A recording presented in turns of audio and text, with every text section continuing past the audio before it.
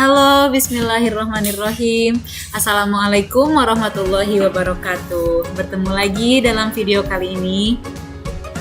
Seperti sudah kita simak sebelumnya, bahwa seluruh makhluk hidup itu pasti mengalami yang namanya perkembangbiakan. Nah, kemarin sudah Ibu bahas di video sebelumnya mengenai perkembangbiakan tumbuhan, dan pada video kali ini Ibu akan membahas mengenai perkembangbiakan hewan. Tujuan hewan berkembang biak itu yaitu salah satunya untuk melestarikan jenisnya. Sama seperti tumbuhan, makhluk hidup berkembang biak untuk melestarikan jenisnya agar tidak punah.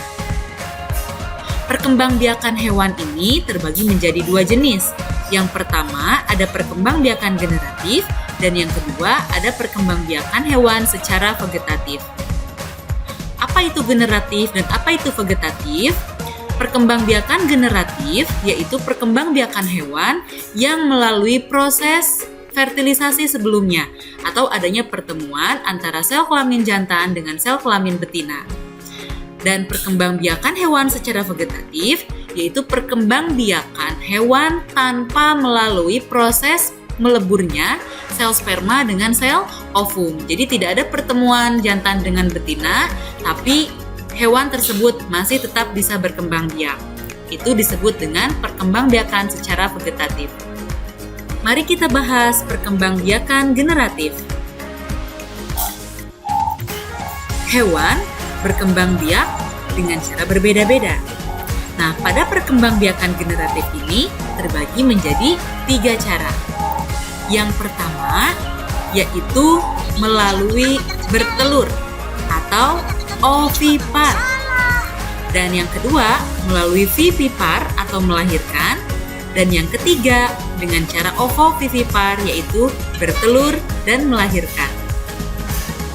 Alur proses perkembangbiakan secara ovipar yaitu adalah sebagai berikut. Hewan betina dengan hewan jantan. Hewan betina memiliki sel ovum dan hewan jantan memiliki sel sperma. Kemudian terjadi pembuahan antara dua hewan tersebut. Setelah terjadi pembuahan, terbentuklah zigot, yang zigotnya itu terbentuk di dalam telur. Kemudian zigot bertumbuh dan berkembang menjadi embrio, dan embrionya masih berada di dalam telur hewan tersebut. Kemudian setelah telur tersebut cukup usia untuk dikeluarkan, maka hewan betina akan mengeluarkan telurnya. Lalu telurnya akan dierami selama beberapa waktu, kemudian setelah cukup waktunya, maka telur-telur tersebut akan menetas menjadi hewan baru. Ciri-ciri hewan ovipar diantaranya yang pertama, yaitu tidak memiliki daun telinga.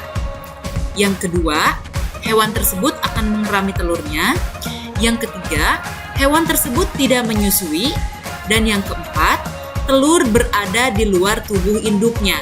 Artinya, yang dikeluarkan oleh hewan tersebut pada saat proses perkembangbiakan adalah dalam bentuk telur.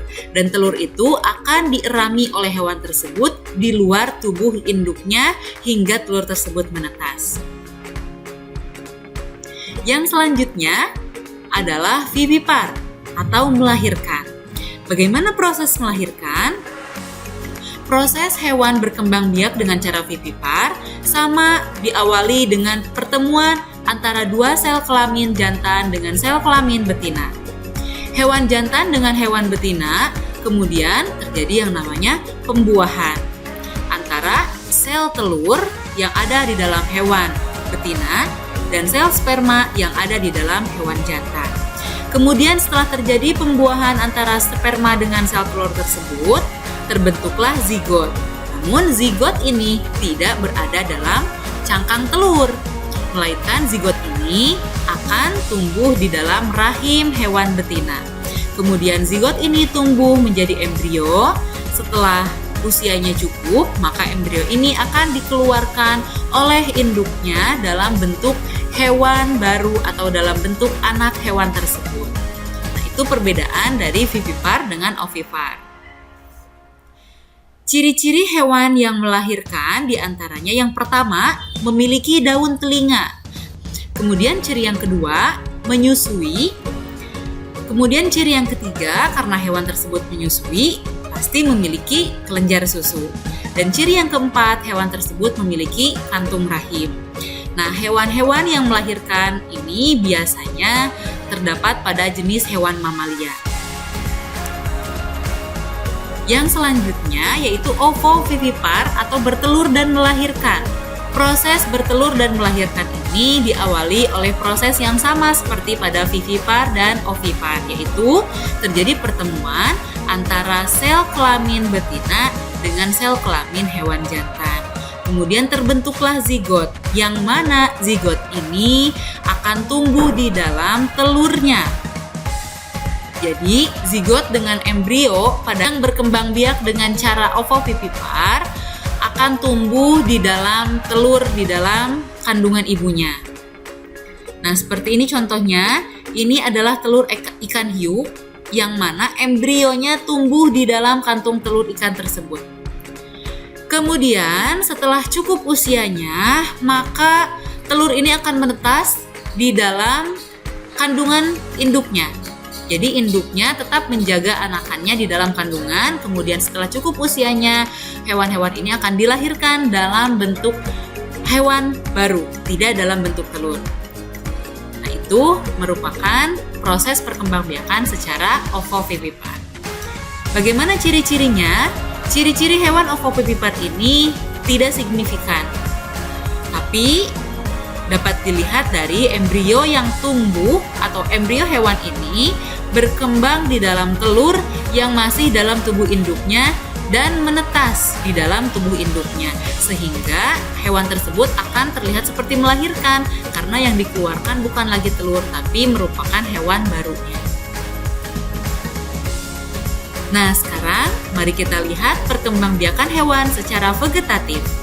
Tadi sudah Ibu jelaskan bahwa perkembangbiakan hewan secara vegetatif tidak melalui pembuahan antara sel kelamin jantan dengan sel kelamin betina.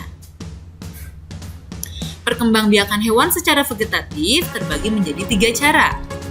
Yang pertama yaitu dengan cara tunas. Contoh hewan yang berkembang biak dengan tunas yaitu adalah hydra. Hydra ini merupakan hewan multiseluler, biasanya panjangnya sekitar 10 mm. Hewan ini biasa hidup di air tawar yang masih bersih, tidak tercemar oleh apapun. Kemudian perkembangbiakan hewan secara vegetatif yang kedua adalah dengan cara fragmentasi, yaitu dengan membelah dirinya, kemudian bagian-bagian tubuh yang terbelahnya akan terbentuk menjadi hewan-hewan baru. Bisa kalian lihat seperti ini.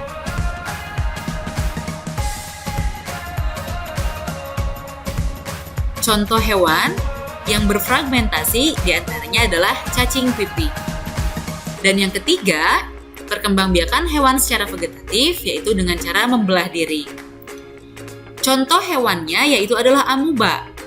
Amuba dewasa ini pada saat bereproduksi, tahap pertamanya yaitu dia akan membagi inti selnya bersama cairannya menjadi 2. Kemudian setelah inti selnya terbelah menjadi 2, dia akan terpisah dan membentuk 2 anak sel yang baru. Nah, itulah cara-cara perkembangbiakan hewan secara generatif dan vegetatif. Mudah-mudahan dapat kalian pahami dengan baik. Terima kasih. Sampai jumpa lagi di video selanjutnya. Wassalamualaikum warahmatullahi wabarakatuh.